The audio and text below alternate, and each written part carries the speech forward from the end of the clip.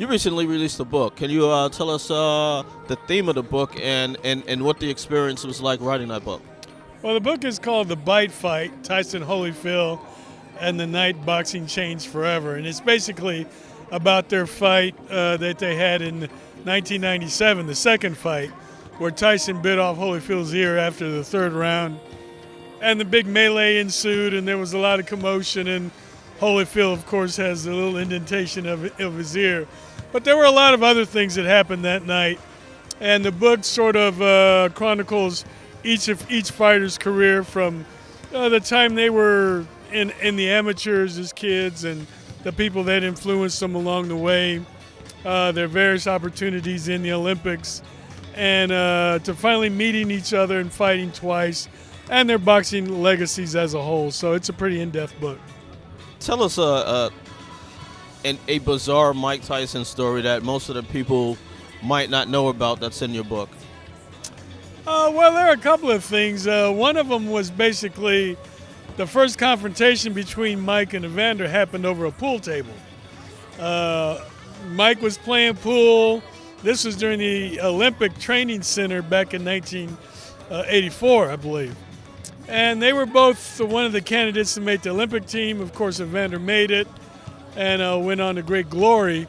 But they had a little standoff over the pool table because Mike lost and it was Evander's turn to play. But Mike didn't really think he deserved to give up the table over scratching the 8-ball. So they had a little man-to-man confrontation. And fortunately, there were no punches thrown. But I think it was the first time that Evander got the psychological edge over Mike. So we're here at Barclays Center, home of Brooklyn boxing.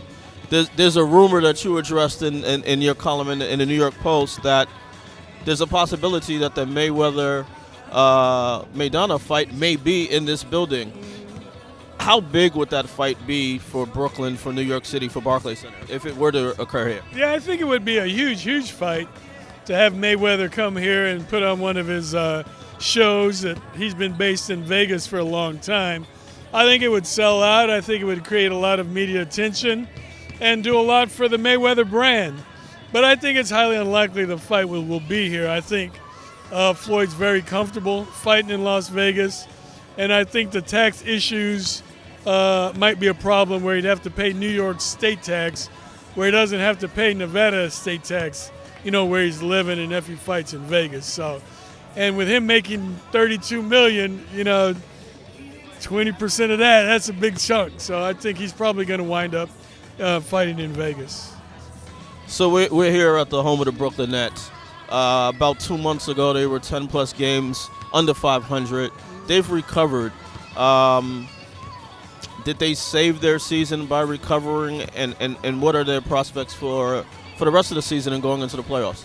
Well, I think you have to like what you see from the Nets. I mean, they were 10-21 at one point in this season, and they were very dysfunctional early on with the firing of Lawrence Frank and a lot of people not understanding what was going on. People new to their roles, new to each other.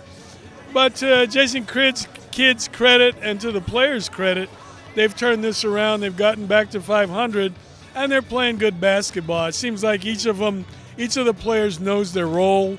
Nobody's really trying to do too much. They seem very comfortable with each other and within the system. So those are all good signs. Final question. Let's take a trip over the Brooklyn Bridge back to Manhattan, to Madison Square Garden. The mess that is the 2013-2014 New York Knicks. It's impossible to fix it for the remainder of the season. What do they do in the offseason to get this team, or try to get the team back to where they were a year ago, where they won the Atlantic Division in 54 games? Yeah, I think the one thing you hope for is they don't make any kind of radical moves that they regret, trying to go for the quick fix. New York always wants to win, so you don't want to give up a year. But you've got the opportunity to have some cap space in 2015 and start from there. I think they have to be real careful about what they do now because they've got an aging team. They've got to get rid of some parts that they have. J.R. Smith turns out to be a bad contract that they're going to have to live with. Tyson Chandler, he's obviously not quite the player he was, and he wasn't much of an offensive player to begin with. And they have a lot of other issues at point guard and along the bench and things like that. So they have to rebuild that team and that franchise. And what you want is somebody who has a plan that makes sense and not these reactionary moves that get you in trouble down the road. All right, thanks a lot for your time, George. Definitely check out his book, The Bite Fight, about Mike Tyson and Evander Holyfield. And you can also read George Willis on a regular basis in the New York Post. Thanks a lot for your time, George. Anytime.